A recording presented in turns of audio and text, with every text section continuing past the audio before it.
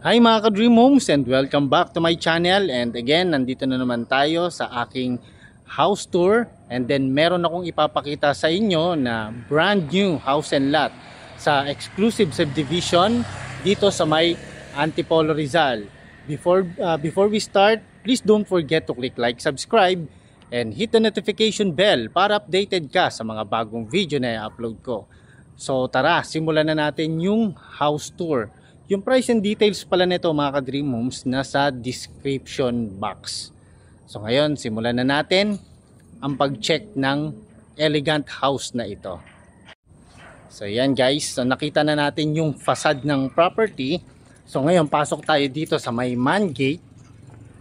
Alright, so once na pumasok kayo dito sa may gate, meron kayong 2-car garage. So kasya dito guys, dalawang Vios or SUV. Okay, and then tignan ulit natin itong facade. Napaka-elegant, napakaganda ng facade ng property. So bago tayo pumasok sa loob ng bahay, so check muna natin ito. So meron kayong lanay area rito guys. Kung mapapansin nyo, merong sliding door dyan. And dito, pwede kayong maglagay dito ng mga plants or maglagay ng mga, so ito naman yung sa may likod ng house ninyo, nandito yung dirty kitchen, and then meron din door access yan sa may kitchen area. And dito naman meron pang space. So single detached house guys, kung naghahanap kayo ng single detached, this is it. And ang kagandahan dito, no, nagustuhan ko dito, kung meron kayong mga elderly, no, and then naka wheelchair sila, pwede nyong idaan yan dyan, paakyat, and then papuntang bahay. So ngayon, punta tayo dito sa loob ng property, and this is your main door. Pasok tayo. Yan. So ngayon makikita nyo guys, meron kayong shelves dyan. And then, ito yung living area and dining area. So napaka-spacious ng house na to. Dito muna tayo sa may living area. So yan. Pwede nyong ilagay dyan yung TV set, or maglagay kayo ng mga modular cabinets, pwede dyan. Kasi ayan, may mga sockets na dyan. And then, dito naman, sa part na to, this is your dining area. Kasya rito guys, mga 5 to 6 seaters of dining table. And then, ito yung kanina, yung sliding door, which is access yan dyan sa inyong lanay area. And then this is your main kitchen. So napaka-spacious ng inyong main kitchen. So may cooktop na rin dyan guys. And then double sink na rin yan. And then meron na rin windows. So napaka-spacious guys. Dito nyo naman ilalagay yung double door refrigerator ninyo. So kung nagluluto kayo, mas makakakilos kayo ng maayos. Dahil malaki yung area ng kitchen nyo. So this is the maid's room.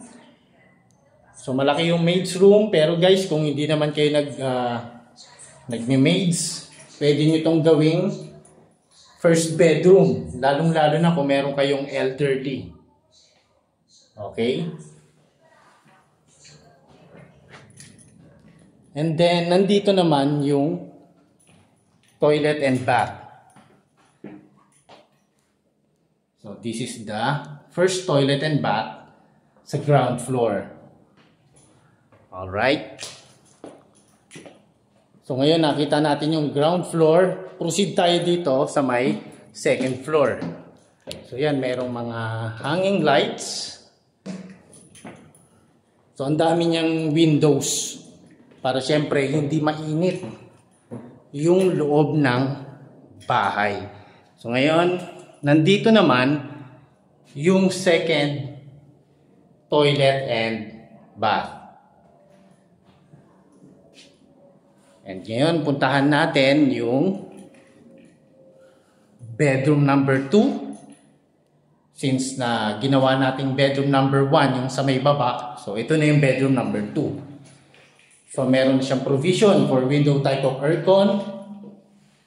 Meron na rin siyang windows, cabinets, and kasya dito, one size of bed or double deck. Kung 4 silang magkakapatid. And then sa may second bedroom, ito naman, ganun din, oh, napakalaki ng mga space ng room dito.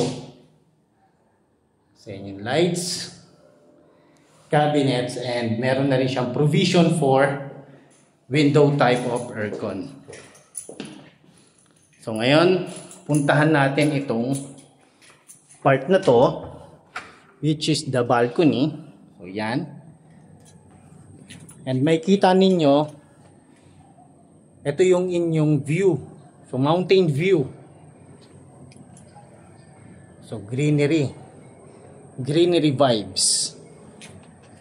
And puntahan natin yung sa may last part. This is the master bedroom. Of course, kasyang-kasya rito, king or queen size of bed. Marami na ring windows. Napaka-spacious, guys. And then meron na rin siyang cabinets. So open natin ito para makita natin. So yan. And then itong part na to, open din syempre natin. Alright. And then sa may last part, guys, ito yung toilet and bath ni master bedroom. So may slider na rin siya. Ayan. And then ito yung shower space. Shower. Ang ganda ng tiles. Non-skid. And then ito yung kanyang toilet. May bidet na rin. Meron na rin mirror and sink. And meron din siyang window. So ayun mga ka-Dream Homes, if you think that this property is for you, kindly message me. And then yung mga landmarks pala nito guys, no, malapit to sa may Sumulong Highway, Antipolo. And malapit din to sa may Robinsons, Antipolo. So kung interested kayo, kontakin nyo na ako guys para makita nyo to ng actual, and let's set a schedule for site viewing. Again, this is your Dream Home Buddy, Marvin Marquez. Magkita-kita tayo muli sa aking susunod na house tour. God bless and bye-bye!